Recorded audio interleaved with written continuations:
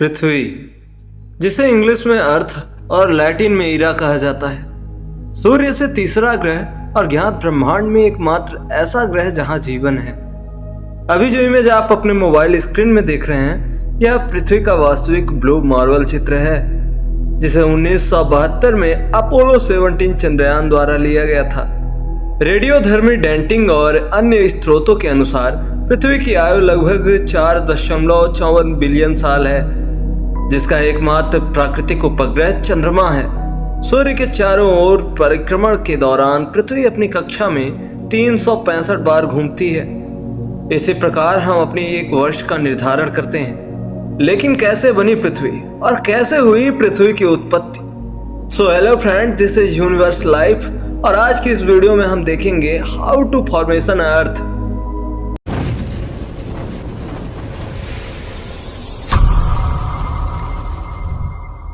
पृथ्वी का जन्म कैसे हुआ, यह जानने से पहले हमें ब्रह्मांड की उत्पत्ति को समझना होगा। ब्रह्मांड एक रहस्यमयी और विशाल दुनिया, और यह हमारी कल्पना से भी कहीं ज्यादा विशाल है। हमारी पृथ्वी ब्रह्मांड का एक छोटा सा अंश है। इस ब्रह्मांड में सब कुछ है। कहीं घोर अंधेरा है तो कहीं रोशनी, कहीं पिघला देने वाली गर्मी है तो कहीं असहनीय ठंड। यहाँ कुछ ही ऐसे ग्रह हैं जहाँ जीवन संभव है, वहीं अधिकतर ग्रह ऐसे भी हैं जहाँ समय के लिए भी जीवन संभव नहीं है। सो फ्रेंड्स, ब्रह्मांड की उत्पत्ति हम बिग बैंग थ्योरी से समझेंगे। आज से लगभग 13.5 अरब साल पहले की घटना, जब ब्रह्मांड में उपस्थित सभी अणु परमाणु एक दूसरे के निकट स्थित थे। इतने निकट जहां विशाल ब्रह्मांड एक बिंदु में सीमित रह गया हो। भौतिक विज्ञान के सारे नियम उस वक्त लागू नहीं होते थे, और उस वक्त एक अचानक भयंकर विस्फोट हुआ, और इसी विस्फोट के कारण ही ब्रह्मांड की रचना हो सकी, और इसे ही नाम दिया गया बिग बैंग थ्योरी।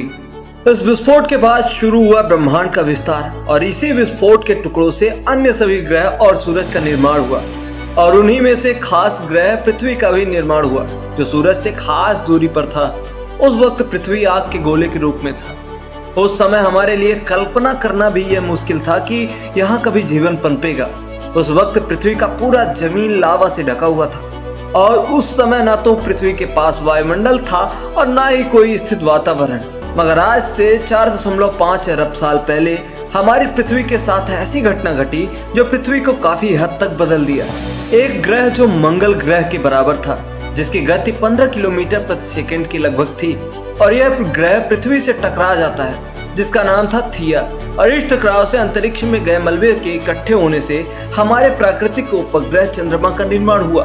परीक्षित टकराव से धरती अपने अक्ष पर 23.4 डिग्री तक झुक गई, जिससे मौसम में बदलाव आना शुरू हो गया। अगर उस समय यह घटना नहीं होती ना, तो शायद हमारा चांद नहीं होता, और ना ही आज मौसम होता। चंद्रमा के बनने के बाद भी पृथ्वी एक बेजान ग्रह था।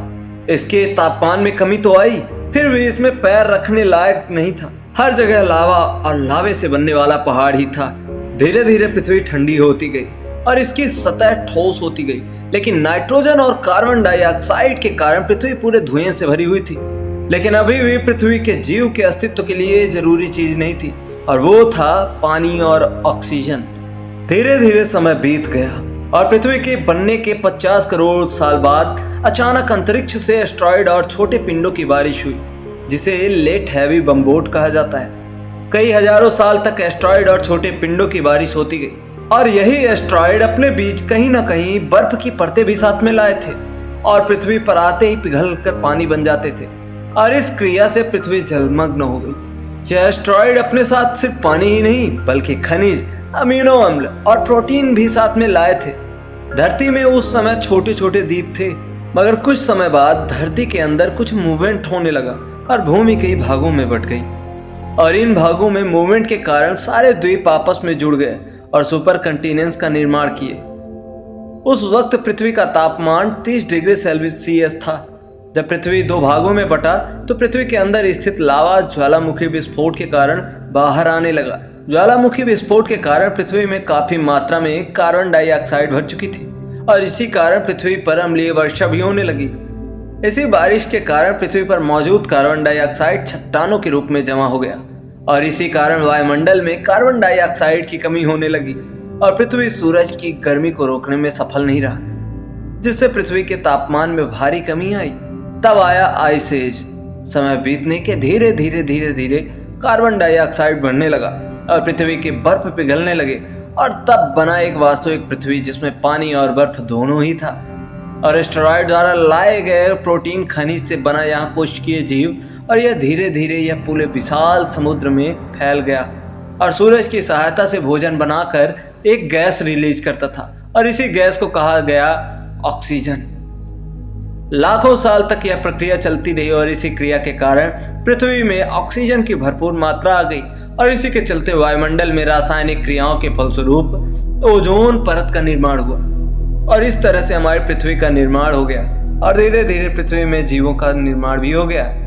सो हेलो फ्रेंड, आपको यह जानकर कैसा लगा कमेंट में जरूर बताइएगा और यह भी बताइएगा कि मुझे यह बताने में क्या क्या कमियां हुई। सो फ्रेंड्स, अगर आपको ऐसी ही वीडियो देखनी है तो हमारे इस चैनल को सब्सक्राइब कर दें क्योंकि हम ऐसी ही वीडियो अपलोड करते रहेंगे। तो मिलते हैं नेक्स्ट वीडियो में, तब तक के लिए गुड बाय।